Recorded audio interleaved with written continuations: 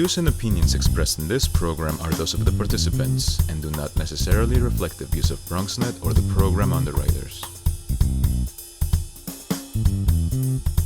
Hello and welcome to Open BXRx, BronxNet special coverage providing you the latest information that matters to you during COVID-19, the coronavirus, and through social justice actions and civil unrest taking place nationally and here in the Bronx. Today is Tuesday, July 14th, and I'm your host, Sonyi Lopez. Coming up, Bronx Narratives joins us to discuss their upcoming event, A Virtual Night in the Bronx, a celebration and recognition of our Bronx community during these trying times.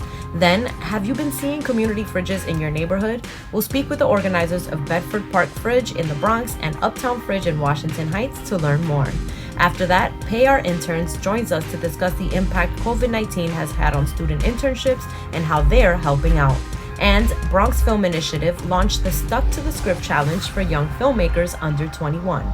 We'll learn more later on. So please stay tuned. Open BXRX starts now.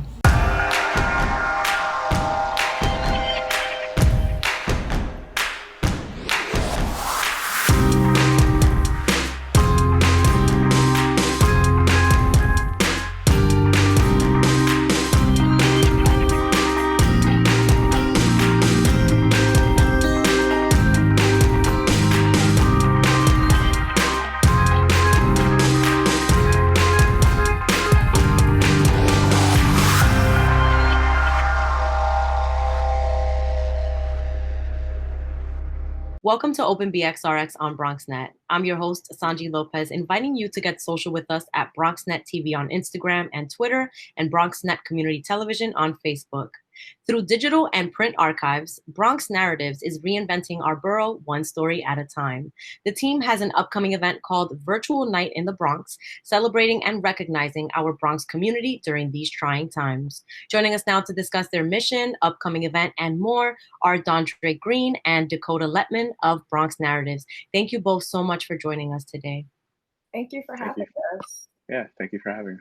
To start off, I just want to learn about Bronx Narratives for our viewers that may not be familiar and your mission. Wow.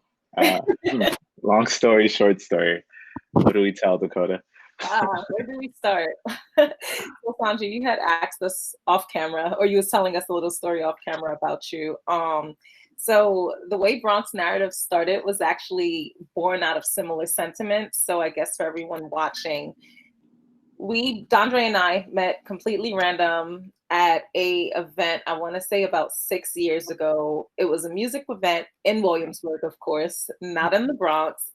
We randomly just started chopping it up, talking about living in the same community. So we actually live a few blocks apart in the North Bronx section. And we're like, yo, how is it possible that here we are in Williamsburg and we link up and connect and we're from the same area of the Bronx, both creatives in our own right, ended up splitting an Uber home that night. And this is where it was like, it was divine intervention of the universe. Our Uber driver ended up actually being from the Bronx, and he's the one that it was super crazy. He had so much like love and pride, and Dre and I were just randomly casually talking. We're like, yeah, we should do something. I don't know what that something is, but we should do something, make something happen, and create a space where we shift that narrative. And our other co-founder had similar story to meeting Dre as well. And then I guess I'll let Dre finish up like that other half of the story. And then Yes. So I met Hoy Smith, who's our art director in Brooklyn. And I was at a friend's house and they were like, someone's coming from the Bronx. I was like, oh, we're in the Bronx, like Wakefield. I was like, he's going to be late. And he comes and we're just talking and there's just like a natural Bronx connection. And I think I told him about the project a little bit. And he's like, yeah, I'm down to get shot for it. And so I took photos of him in his neighborhood. And shortly after, he's like, yo, if you need design help, like I'm here to offer my services, like for free, like let me know. So it's like, fine, let's do that. And naturally we would just meet up at Panera Bread. Yeah. And Cause City, like religiously, almost like every week, once a week, just to talk about the project. And then we did a documentary going around the Bronx an entire day, different neighborhoods, just like asking people their thoughts, and a photo essay project that birthed Bronx Narratives in 2015. Wow, I love it. It was all mutual, just love for the Bronx. And thanks to the Yeah. cab driver. Shout out to the cab driver wherever he is. I wonder if he would actually remember us if he ever saw this interview. Yeah, you should go back to your Uber receipts or something. Oh, I can't go back that far. So true. Maybe. Maybe, right. I don't know. Look what was born from that night, right? Yeah. So I wanted to bring up, back in May, the team recorded We're In This Together on BXN Radio, which is the Bronx Narratives podcast. So much has changed since then. How is the team balancing projects and life today? Yeah, I would say because we've been a remote group for quite some time, we all have like different obligations outside of Bronx Narratives, that it's actually lends itself to like make us become a little bit closer. So when we start like our group team conferences via Google video, like we're asking like, how are you? Like, let's break that down. We've done like a happy hour where we could check in and just talk about life, nothing Bronx Narratives related. And then there's also still like the magazine that's still happening, and it gives me time to like work on merchandise and like look at Bronx Narratives from another glimpse. Mm-hmm. And I know you, Dondre. You're an incredible photographer, and Decota is a foodie, and you're both engaged with the community. You're very engaged with the community, and the entire team just celebrated the issue 4 drop.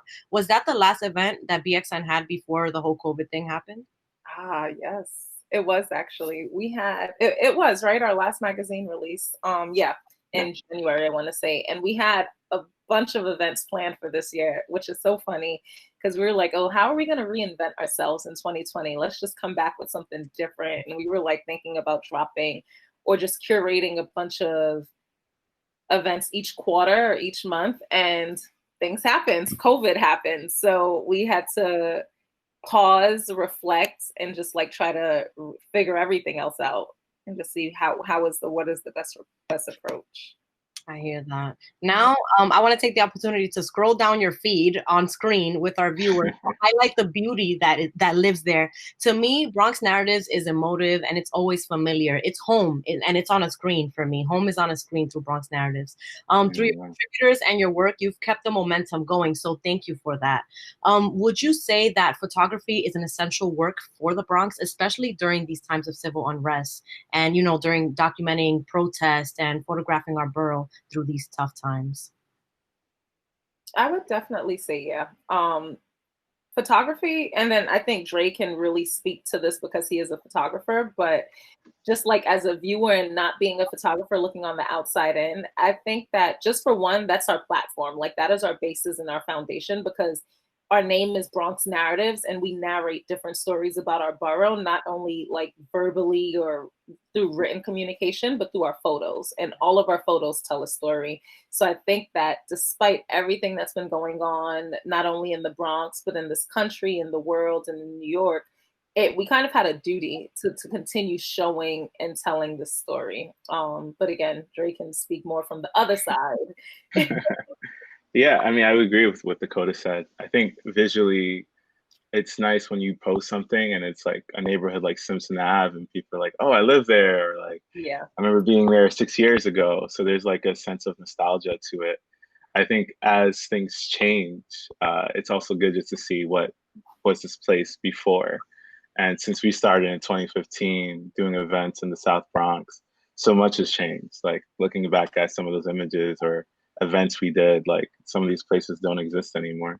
So there's a importance of like, I feel like Bronx Narratives is like an archival vehicle, and we are leaning more into like preserving a lot of these stories more than ever. And I see the importance so much, and I'm learning too. So it's fun. Thank you for that. I wanted to learn also how Bronx Narratives is helping keep us connected while being apart, through your posts, protest photos, COVID care packs, podcasts, music. You guys do it all. Can you just give us more background about that? How are we keeping? I would say just like really dialing into community. I've been personally like trying to listen to the streets, and by the streets are like synonymous with like Twitter these days, right? Like the streets is Twitter, but just trying to figure out like what are people caring about? What do they value right now? And in the beginning, it wasn't so much merchandise because COVID was just a big thing and people were losing jobs.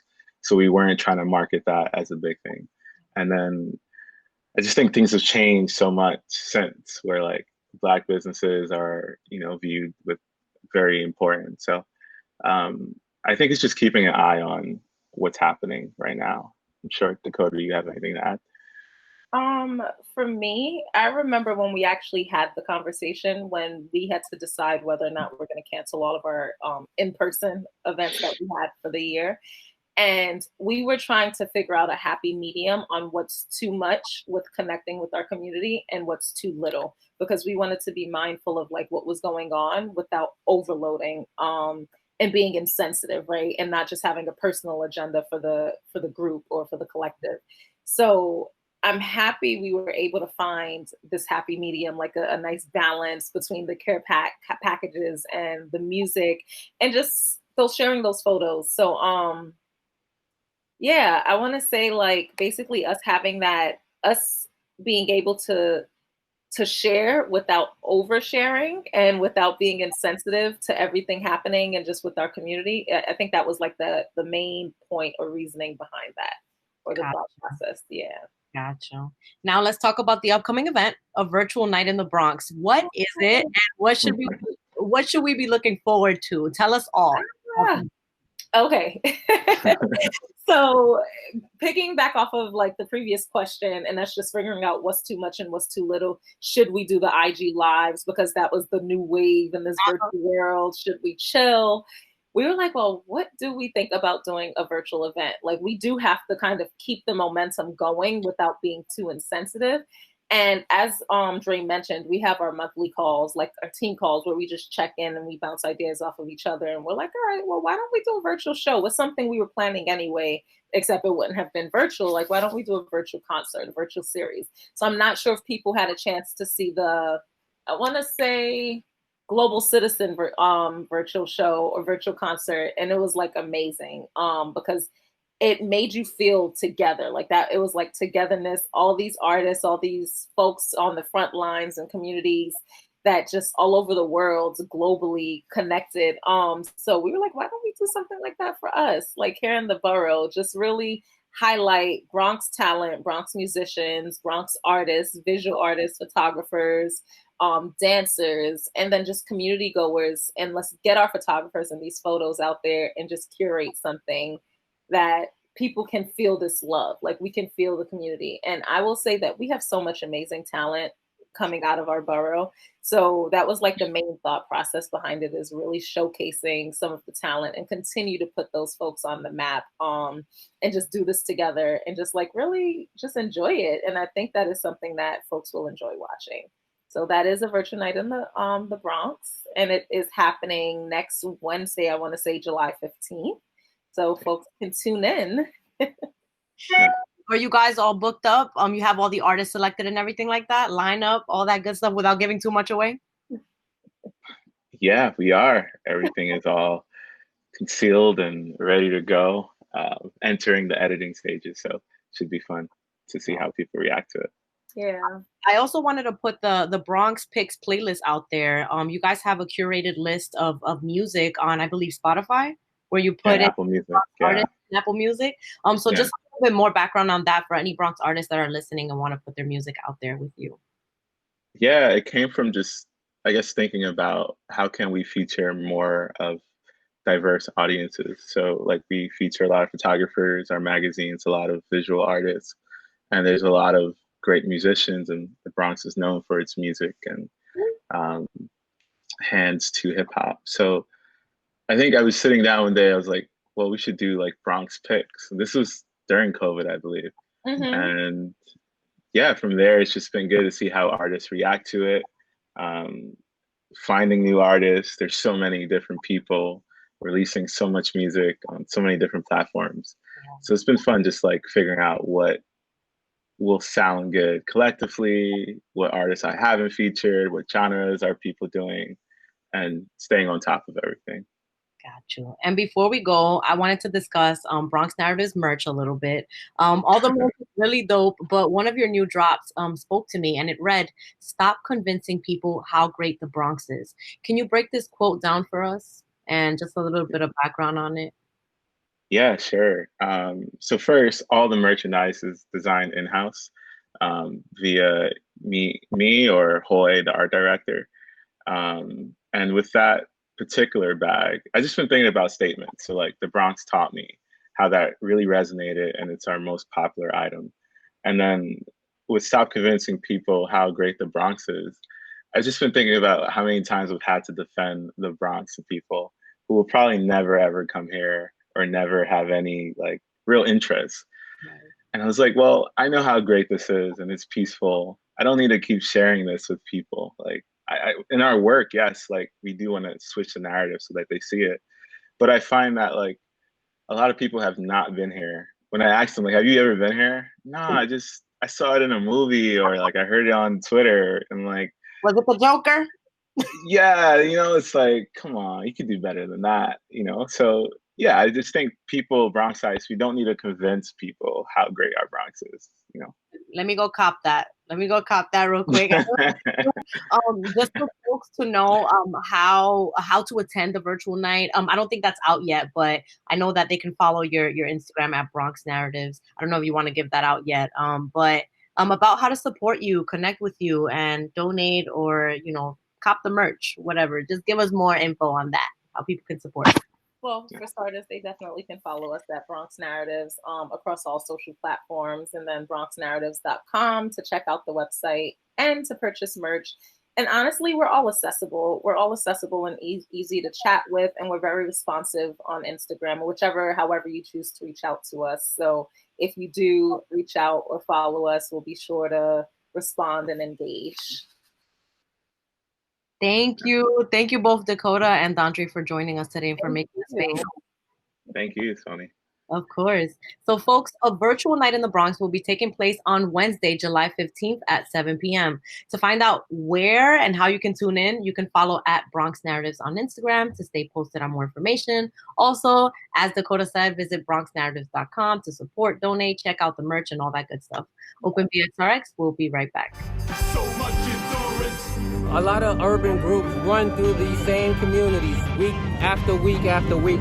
We become more engaged with the community as we're passing through the community. This is a great opportunity to actually give something to the community as we're passing through the community. We are stronger together. We must fight against injustice. We must fight against gun violence. We must stand up for our community. The social injustice that's going on right now in this country. We're here, we're protesting in the way that we know how, which is running. What's his name? This system of racism and white supremacy has taught us all to hoard resources and be afraid and think that there's not an abundance out there pinning us against one another. The power truly is in the people when we can come together. So that's the symbolism of stronger together. Run to protest, bringing awareness so the people know they're not alone. We're in this together. We're supporting one another. And together, we're going to tear down the system of racism. We're over here for the people, by the people. We are the leaders we've been waiting for. So we out here getting active. Running is a radical act because of all the health disparities that have been attacking our communities. So when we come out and run to protest, is to help our spirit with endurance, because this is a movement, not a moment. And we're going to continue doing this. What's her name? What's his name? George Floyd. We are running in the Bronx. We're going to stop in the community, have some words within the community so people can hear what we're talking about and possibly get engaged with what we're doing, because we're trying to lift up our community the best way we know how, and that's together. Community, connecting with one another so we can build dialogue. As the rent start picking up and bills start piling up, and as the refrigerators start getting empty, we are getting into survival mode. A little bit about my story. I was homeless when I was 5, 6 years old. At 14, 15 years old, I became a part of the gang culture. And at 16, 17 years old, I experienced our jail system. After coming home, I came back to the same system because I had to check a box because I had a felony. So we here in Poe Park in the Bronx, organizing under the umbrella of a running community, but we're here to highlight different grassroots organizations that are doing great work. The same racism, bias, and injustice that killed George Floyd, Breonna Taylor, Ahmaud Arbery, Elijah McClain, and so many other individuals is the same that we see every day in the courthouses. As Bronx defenders, we stand alongside our clients. So if you or loved one or friend have any type of criminal, family ACS, immigration, or housing issue, we want you to reach out to us through our emergency hotline. Let's go! No justice! No peace! No justice! No peace! No racist! No peace! A lot of urban groups run through these same communities week after week after week. We become more engaged with the community as we're passing through the community. This is a great opportunity to actually give something to the community as we're passing through the community. So we are here on Kingsbridge and Fordham Road, as you can see, and we are here with Guns Down, Life Up, an organization that is doing boots on the ground efforts to stop gun violence in our community. My son was shot in the head in Patterson Projects, 16 years old. It's not about the color, because we all as one, honestly. It's not about black or white, we all as one. Guns down! Life up! Guns down! Life up! Guns down! Life up! Black Lives Matter! We got voices. And through running and coming together, dialogue is being heard. And that can move a mountain, in my opinion. Welcome back to Open BXRx. In order to help combat food insecurity, over 13 volunteer-run outdoor community fridges are being filled with free food for New York City residents in need. Here in the Bronx, we have 3 community fridges and 2 nearby in Harlem and in Washington Heights. Joining us now to discuss community fridges, food insecurity, and how you can get involved are volunteers and community organizers Rachel Reich from Uptown Fridge and Ashley Sabino from Bedford Park Community Fridge. Thank you, ladies, so much for joining us today. Thank you. Of course. Thank you. Of course. So first off, I just want to learn about the Community Fridges initiative from each of you and the support you've gotten from In Our Hearts NYC to start this up. Okay. Rach, do you want to go first? Okay, I'll go first. So In Our Hearts, it's totally it's all volunteers. Everything is donated, like entirely everything. The electricity for the fridge was donated. The food obviously is donated. And so the whole idea, In Our Hearts wants to like impress upon the volunteers that the ones who are in the community are the volunteers that are in the community are the ones that are actually doing the work in the community, and In Our Hearts is there as like a support for us and kind of organizes a lot of the behind the scenes stuff, but it's really the volunteers in the community that they want doing like the groundwork. Yeah. And Ashley, did you also want to add to that? Yeah, so basically it's just been a lot of, In Our Hearts basically has been a good facilitator for me, especially to get like food resources or other mutual aids. It's a good connector to get other mutual aids to kind of help us out, especially with the fridge of just like, I just started a week ago. So it's just like, okay, how do I get food? Like what other resources can I really put into the fridge, or like who can I reach out to? And Thaddeus and that whole team has been so great in just connecting me to people and to artists to even paint the fridge or things like that, to just really create a community around us being our own independent people, and just it's for the community. We're here to serve each other. If you have a donation to bring or you want to drop something off at the fridge, please feel free, drop it off. If you need something, please take. So it's a give and take system. It's kind of just giving the community what they need, something that they might not be getting in other places. And we want to just have open food and access available to others, especially because food insecurity is such a big thing and it's so prevalent in our communities that for myself, it was really important to be a part of that and to put something in the Bronx to really give back to our people. Right. Now that you brought up the local artists that have painted some of the fridges, I just want to shout out local artist, the Snowman, who painted the Uptown Fridge. It looks really dope. And also, there's a Bronx artist as well, Laura Alvarez, who painted from the BX Arts Factory, and she painted the Friendly Fridge on 5977 Broadway, and they look amazing. Ashley, I know Bedford Park Community Fridge is getting a nice tag up soon. So I can't wait to see how that looks. But I wanted to ask you both, what made you each individually organize to start and bring your own community fridges nearby? Okay. So I think just a lot of people are waking up to the fact that we can't really rely on elected officials or the government to meet our basic needs, which and people are people have been realizing this for like a second, but like people are realizing that some communities get what they need and some communities just don't, and so we really just have to, the community has to take it in their own hands to make sure that everyone's okay. So that, and I just kind of felt like everyone should feel like they should be doing more. So I just thank you. And for you, Ashley? I feel like it was the perfect time to really set an initiative to give back to my community, especially because I was someone who was unemployed for weeks and didn't get any unemployment or any money up until recently. I was unemployed in March, didn't get any money now, and then I was lucky enough to have family support that would be able to help me, but it just made me really think about the people that don't and like what happens then, like how do you pay rent and have food at home? So for me, it was more about like just giving back in a way that felt sustainable, that felt like this is something that I could really do to impact this community and give back and show my support, because I know what it feels like to not really know where your next income, where your next money is really going to come from. So I want you to just be able to be like, you know what, at least I could go grab food and milk and something to hold my stomach down on the corner. I love that. And, you know, I just wanted to highlight how the community fridges work, who can participate in, and if anybody's listening, how should people use the fridge? And just a reminder of being mindful of others and taking what you need and leaving what you can. So what you said, we really want, a big aspect of the fridge is that it's mutual aid and it's not charity, and it's not like the better people in our community giving things to the lesser people in our community. Like it really is, everyone in the community should feel a connection to this fridge and a responsibility to it.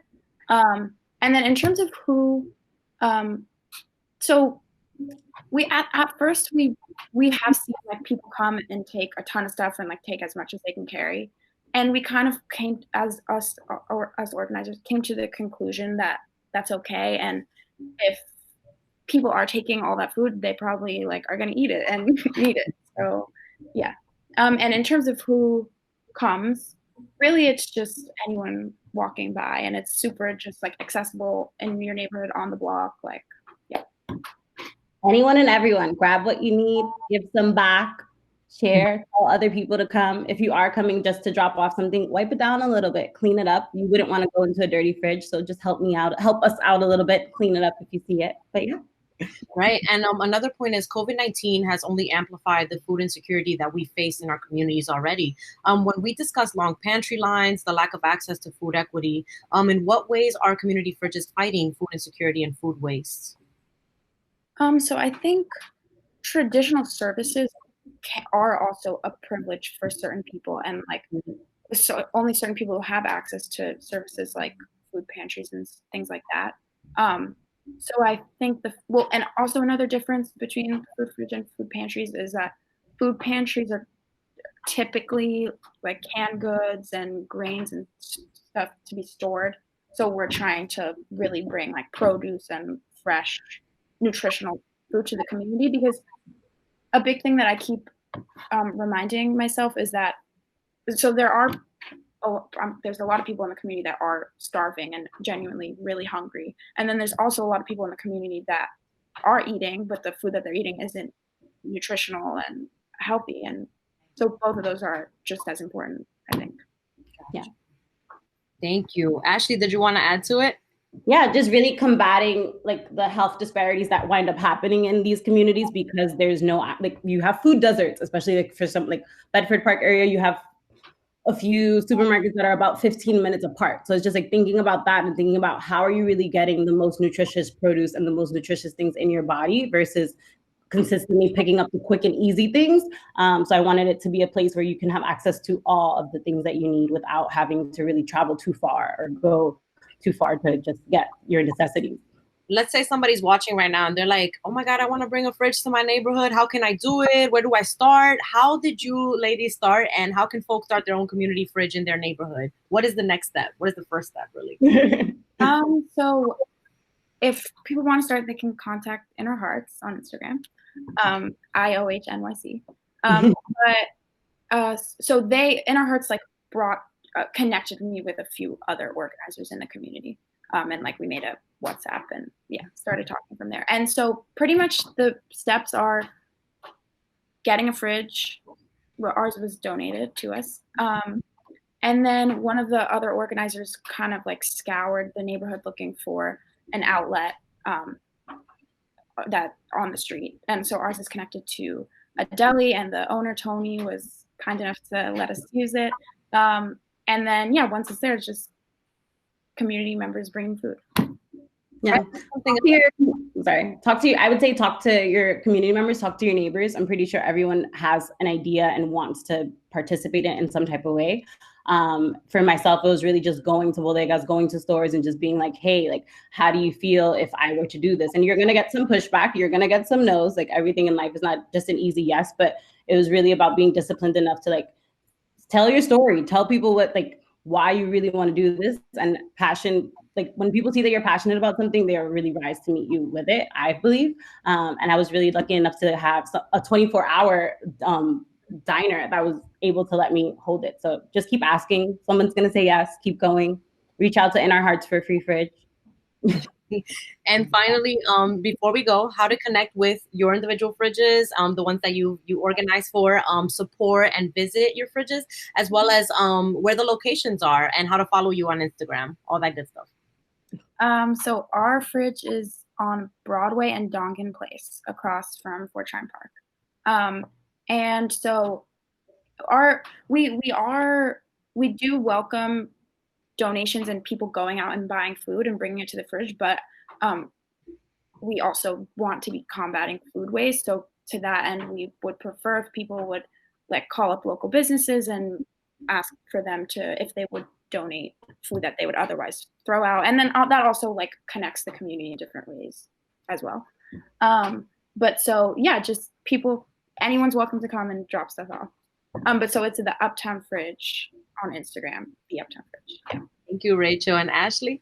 Yeah, so mine's is it's Bedford Park Community Fridge on Instagram. It's on 1 Bedford Park Boulevard, right across from the 4 train on Bedford Park if you get off, or the D train, just come down the hill off Bedford Park Boulevard as well. Drop by food if you need it. If you're a local business that feels like you're wasting a lot of food, please come by, drop some food in the fridge. We take packaged foods, as long as label it, just let people know what's in there and what date you put it in there. We're open for donations, open for everything. Spread the word, tell a friend. Of course. Thank you both so much. And again, folks, this is for solidarity, not charity. These are community folks, volunteers that are coming together and just doing it out of love, because we need, and we know our friends and family and neighbors need as well. So thank you both again for your time and for organizing this. Thank you.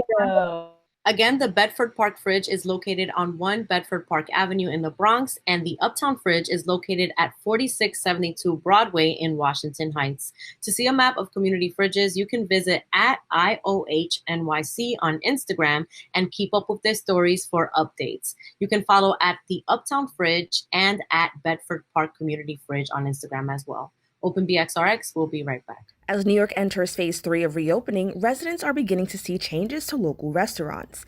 In a press briefing, Mayor Bill de Blasio revealed a plan to promote outdoor dining and enhance social distancing with the New York City Open Restaurants Initiative. We have a new initiative, Open Restaurants, that will focus on what it takes to make outdoor seating work. We will provide a plan to help restaurants. Several eateries across the city are now adapting to the plan with new requirements for sidewalk and roadway seating. Restaurants with sidewalk seating must place outdoor seats against the wall of the business or as close as possible with an 8-inch clear path for pedestrians.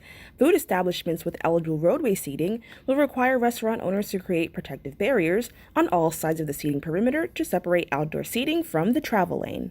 Be careful with the outdoor dining areas along the street. There are specific rules of how to keep them safe and a specific approach you need to take to make sure there's separation from the traffic. We're going to send inspectors around and ambassadors around to talk it through and make sure restaurant owners really get that part right. A citywide push for outdoor expanded seating comes after a surge in COVID-19 cases around the country, many of the cases linked to bars and indoor dining. Michigan recently, 85 patrons tested positive for the coronavirus, all linked back to a single restaurant. In Texas and Florida, we've obviously seen, it's gotten a lot of attention, record number of cases, clusters being tied back to bars and restaurants. Although indoor dining remains unavailable, the mayor reveals open restaurants and 22 open streets dedicated to restaurants are currently available. De Blasio announced the city will continue to work with more restaurants and business improvement districts. We're going to reach out to every single restaurant that qualifies but has not yet applied and help them to apply. We're going to work with bids. We're going to work with the Hospitality Alliance, Chambers of Commerce, everyone. Let's get every restaurant into outdoor dining. To learn more about becoming an open restaurant or finding open restaurants available for dining near you, visit nyc.gov. Reporting for BronxNet, Kim and Aline. Welcome back to Open BXRx. Internships are usually the stepping stone for students to gain real-world experience in their early educational careers. However, due to the impact of COVID-19, many students who received an internship offer were unfortunately left empty-handed, affecting their career opportunities and connections. Joining us to discuss this and more is Arielle Geismar of Pr Interns. Thank you for joining us today, Arielle. Thanks for having me. So first, I just want to learn about Pr Interns and the mission behind it. Yeah, of course. So Pr Interns is a 501c3. We're a nonprofit founded by two folks named Carlos and Guillermo. And our goal is to provide internships and really just be able to stand up for young people. So we advocate for paid internships, both in the private and public sector. We recently passed over $31 million for congressional interns, for their ability to be able to be paid. And, you know, our goal is really to open up the conversation about intern payment, show folks why it's important to pay young people and how internships can really be a powerful pathway into the career. Sounds amazing. Thank you so much for sharing, Arielle. I just want to learn how COVID-19 has impacted interns and potential internships. Can you share a little bit more about that? Yeah, of course. So since COVID-19 has started, we estimate at least 1 million internships have been canceled. So that means that that's affecting young people across the country and across the world. When we look at internships, especially in the age of COVID, we see a lot of folks either canceling their internship, postponing it, but we're really advocating for those internships to be online. Our goal is to be able to have young people be able to maintain these paid internships and to be able to have this important work experience. Through this, we'll be able to make sure that they'll be set up for success in their career and also make sure that young people are in the workforce during COVID. It's important because young people are essentially the future of what this country is going to be. Internships can often provide a direct pathway into those career forces. So as COVID has been hit, young people have been away from college, they've been losing their jobs, they've been losing their scholarships, and this has left a lot of young people in a really difficult position. And that's why we made the Intern Relief Fund. It's a grant program where any young person can apply, any intern can apply, and they can seek grants based off of their rent or their groceries or medicine or anything that they need. Right, thank you. I wanted to ask, before COVID-19, Pr Interns also found that Black and Latino youth were receiving unpaid internships. How do unpaid internships affect their career opportunities compared to their white counterparts in this industry? So when we address this problem, it's really important to look at the disparity of who gets an internship and who doesn't. Mainly interns of color are currently forced to be working, so they have to have a paid job wherever that is. And most folks can't afford to take an unpaid internship. So when an internship opportunity comes along that's unpaid, those opportunities won't be available to folks who can't afford it, and that may be predominantly youth of color. So it's really important that we look at internships as a stepping stone to be able to climb the ladder into future career success. So if you're not able to intern early on in your college career because you have to work and create money, then you're not going to be able to access those incredible opportunities that their white counterparts will be able to access. I think it's also important to evaluate these youth of color won't have the same network because they won't be exposed to the same opportunities. And that is just because of the way that internships are set up, and unpaid internships can unfairly favor white counterparts. Right. I know for sure internships were really important in my career development. So I definitely understand that. And I'm a youth of color as well. So that opportunity was fortunately there for me, but not there for everyone. Arielle, you're the social media associate for Pr Interns. By the way, the feed looks amazing. Great job. Can you tell us about the need for more virtual internship opportunities during and post-pandemic and the youth's ability to execute duties using social media and other virtual channels like it? For sure. I think that young people have really grown up online and we're accustomed to being on social media, to being in the virtual space. And it's really important that in the age of COVID, we're able to connect these young people into the space that they naturally live in, which is the digital one. So when we take our internships from in person and we cancel them, rather than taking our internships from in person to online, we're doing youth a disservice because these young people can actually do an incredible job even on digital platforms. So our job is to work through social media, is to work on digital spaces. These are where we spend our free time and where we spend our work time. So I think that when you're able to connect the bridge of young people and being in those digital spaces to actual career opportunities, it can be a really powerful and special thing. I agree, and I'm so glad that Pr Interns is doing the work to connect these interns to the companies that need them, or just advocating for interns that need this support at this time. Arielle, how can people get connected with Pr Interns and support, and just a message to companies and organizations on the need for paid internships? Of course. If you're interested in supporting Pr Interns, you can go to payourinterns.org/donate, or you can just go to payourinterns.org and look around. All of our social media handles are at payourinterns. And I think, as you read about us, as you engage with us, our message to companies, organizations is really to value your young people. As our saying goes, if you can't afford an intern, then don't get an intern.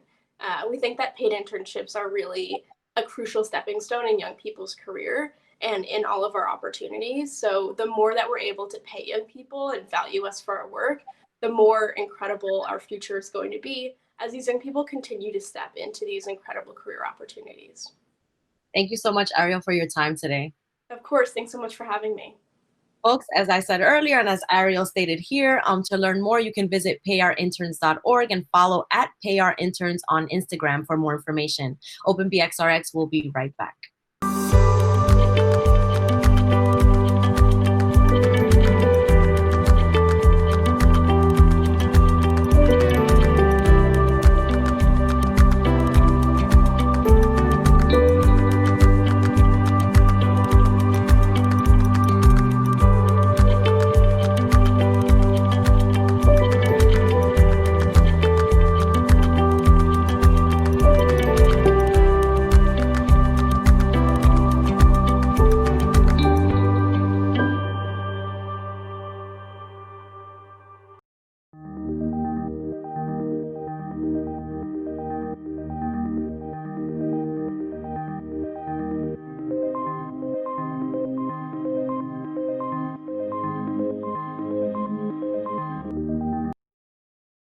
With coronavirus spreading, people at higher risk must take extra precautions. You're at higher risk if you're over 65 or if you have an underlying medical condition. Please visit coronavirus.gov for more information. It looks bleak. It feels bleak. But the city isn't shut down because our public services keep working. In spite of, and in the face of, the dangers, we can count on them. And to keep them working and funded now and in the future, we need to be counted.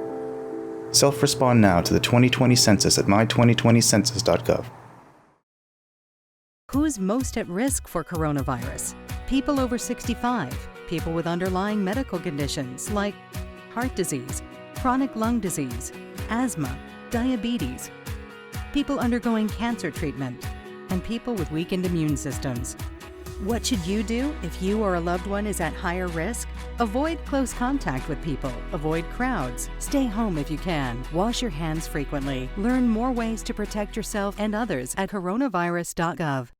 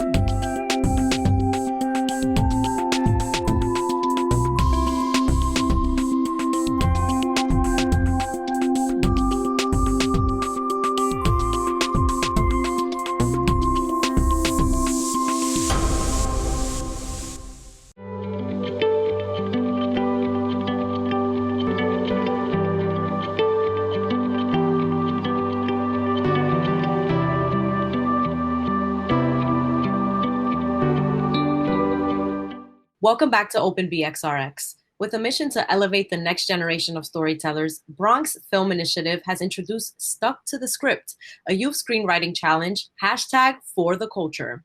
Here to tell us more about this challenge is Christina G. Richardson, the founder of Bronx Film Initiative. Thank you so much for joining us today, Christina. Thank you for having me. I'm so excited to be here. Thank you.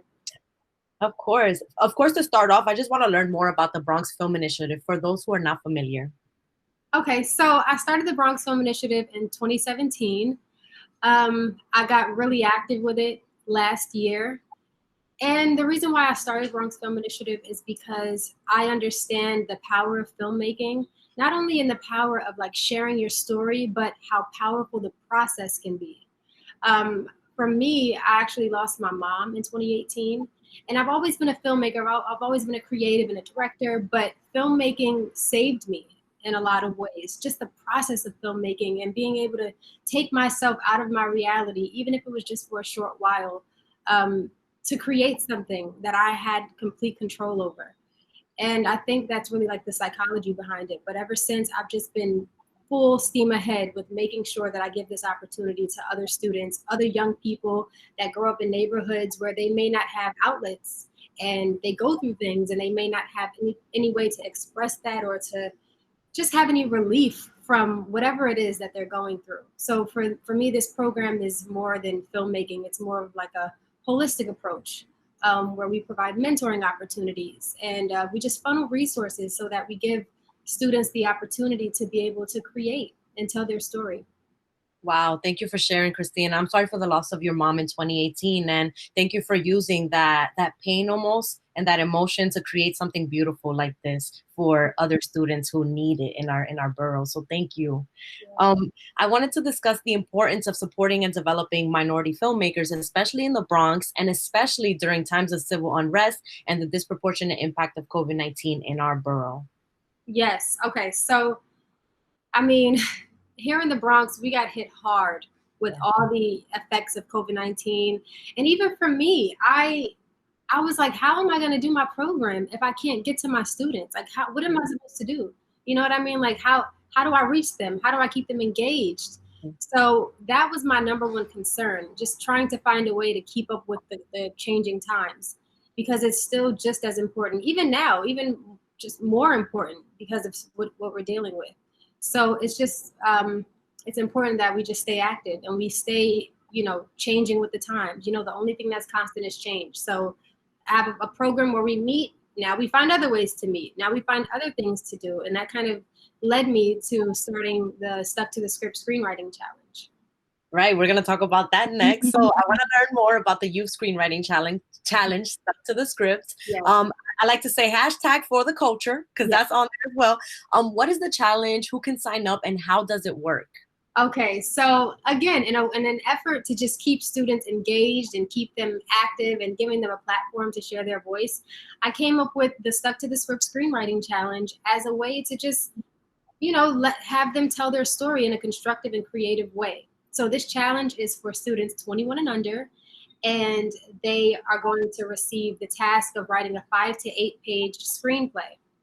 Now, we've partnered with Celtics.com, which is a screenwriting pre-production software program that a lot of filmmakers are, I'm sure, familiar with. And we've partnered with them, and they're going to be providing free access to the full suite to all the students. They're also going to be giving a virtual orientation on the process of screenwriting with their platform. And that's going to kick off our challenge. So all the students that sign up, they're going to be going and participating in that virtual orientation, and then we'll go on and kick off the challenge. Now, a part of the challenge is they're going to be assigned a theme, and they're going to have a prop that they have to use in their script, and they're going to have a necessary line of dialogue that has to be in the script. They are allowed to choose their own genre, so they can write anything they want. And we pretty much made sure we infused some of the themes of the current times, just, good versus evil, and love and hate and discrimination. And these are themes that we want to drive their story so that they can reach into that place, maybe that uncomfortable place, and like just tell their stories. It can be made up, it can be something that happened. And we're going to really guide them and support them through the process of putting that story onto a script form. And then we're going to make one or two of them into a short film. Wow, that sounds so dope. So for the youth listening in, please sign up for this challenge. It's just for you. It's not for us old heads. It sounds amazing and I can't join. So, but we have BX Film 48 and they were on the show before. So at least we have, you know, the older heads have that. And I know you are your partners as well. Yes, so they're BX48. I love them. They're my partners. I'm actually a judge for the 48-hour film challenge. So I will be looking forward to that. And they are also a part of this challenge with helping facilitate and just get more youth involved. And they're awesome too. So yes, BX48 is definitely, they're friends of mine. Yes, I love it. Me too. So I wanted to ask also, Christina, right before COVID-19, BFI developed a relationship with the New York City Department of Education. Congratulations on that. Was the program paused due to school closures? And what does BFI hope filmmaking will bring to Bronx youth and schools post-COVID once you're able to get this program running? Yes, I was very excited to receive that news that we were official vendors of the Board of Education. And we were slated to be in 11 schools in the Bronx. And yes, it was put on hold, which is okay because, you know, we find a way. And going forward, we're just trying to find a new way to integrate the program virtually. So I've worked with Good Shepherd Services and other programs just to kind of figure out, you know, how they're going to be working so I can figure out how to work in conjunction with them. As of right now, I'm going to be starting to work with YABC students from Good Shepherd Services, and they'll be interning for BFI throughout the summer. So we'll be doing different activities, different filmmaking exercises, and just everything film related. And it's going to be a program that's tailor-made for this new virtual world that we're in. Oh my God, everything you're saying is like exciting. Like for the youth, I wish I had all this stuff going up. Like, my gosh. So I really hope to reach more students. I want to get, and a part of this challenge is just trying to engage more students, understanding what it is that they want. How do you guys want to create? What platforms are you interested in? And just making sure that I provide that. I'm just a conduit, and I want to funnel resources, and I want to take resources from other places and make sure that we get, you know, we take advantage of them. I have a partnership working with Marcy Hume, who is the executive producer for A&E Network. And, you know, during this whole, let me see, I'd call it a renaissance and, you know, a revolution of just our culture and, you know, us trying to find ways to fix and right the wrongs that have been done. You understand? So A&E is very interested in making sure that they funnel some of their opportunities specifically to our culture, because they realize that, you know, a lot of times students are walked in because of who they know, and they're walked in the door because, you know, they just have different avenues. So we want to make sure that our students that may not have that traditional background are also taking advantage of those opportunities as well, as far as like internships and just being able to have that experience with major networks. Right. And speaking of funneling resources, last year, Christina, you wrote a piece titled "What a Time to Be a Minority Filmmaker," and it covered the demands of diversity and inclusion within media, among other important things. Can you tell us more about the piece and how companies have grown more responsive with the need for change in their work cultures? Yes. So that article was just me expressing excitement about what I was seeing, because I just understood that people want to hear our stories. People are yearning for untold stories, especially from our culture. We've been oppressed for so long. We've had other people taking responsibility for our stories and the telling of the stories. And for me, now that, you know, we have social media and the world wants to know more, they want to see, you know, authenticity. Now it's time for us to really supply the demand of our own stories.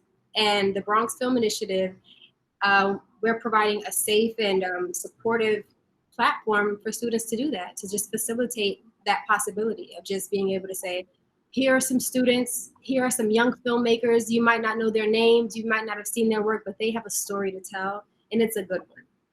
Right. You know? And before, my bad, did I interrupt you? I'm sorry, Christina. No, it's just that, yeah, so companies are responsive. The veil has been lifted. People want to know, you know, how can I help? How can we provide more opportunities? You know, a lot of times they just, okay, yeah, there's a problem. How do we fix it? So it's up to us, leaders in our community, and people that are saying, you know, like, okay, we have steps that you can take. Here's what you can do. You know, that is the charge of a lot of community leaders. You know, some people are frustrated with saying, you know, what to do, but there are people that really genuinely want to know, how can I help? What does that look like? What does changing the face of the industry actually look like? What is that process like? So I'm happy to be a part of that, and I'm happy to facilitate all this change and all this equality and fairness, and I'm excited about the future. I love it. I am too, especially since you are spearheading this for the children and for the youth. Just before we go, can you send a message to Bronx youth about media and their value in telling their own stories? Yes. Oh my God. So that's my favorite part. So guys, your story and your experience is your equity. That makes you valuable, because everyone has unique experiences. Everyone has been through certain things and experienced and been exposed to things, and it's for a reason. It makes you unique. So it's important that you guard that with your life, and you accept your story as yours, no matter what it is. And you use that to propel you into the future in some way, shape, or form. And the Bronx Film Initiative is here to just guide, honestly. It's more than filmmaking. It's more than just making it to Hollywood. It's about being a conduit for change and making sure that we provide the roadmap, so, you know, young people can understand how they can actually make it there. What are the steps that we need to take? So don't give up. YouTube University is free 99. Whatever you love, research it. Whatever you are into, learn as much as you can, and take advantage of any learning opportunities that you possibly can, starting with the Bronx Film Initiative. And even if you just need guidance, even if you're not a filmmaker, even if you just like to create stuff, we're here to just mentor you and steer you in the right direction. Wow, I'm over here snapping like, yes. So before we go, is the Bronx Film Initiative currently accepting applications for future programs, and how can youth get connected to you and learn more? So we're definitely on all the social media sites, Facebook, Instagram. Right now, our focus is on the screenwriting challenge. So I encourage all youth to just sign up for that, which will be a segue into a lot of other opportunities. I just feel like you can go on and either reach out on Instagram, or you can go on the website and you can sign up. There's an application to just sign up, so you'll be notified about if anything comes up. Slide in the DMs. We're here. Any way that somebody wants to contact us for any type of information, you can reach out. info@bronxfilminitiative.org if you want to send an email. Yeah. So Thank you for your time today, Christina. Thank you. Thank you for having me. I'm excited. Of course. Again, youth and folks, to find out more, please visit bronxfilminitiative.org and follow @Bronx Film Initiative on Instagram to stay up to date with the Stuck to the Script, Youth Screenwriting Challenge, and more. That's all for our show today. Thank you for tuning in to BXRx. I'm your host, Sonyi Lopez, wishing you and your family safety and wellness now and always. Until next time.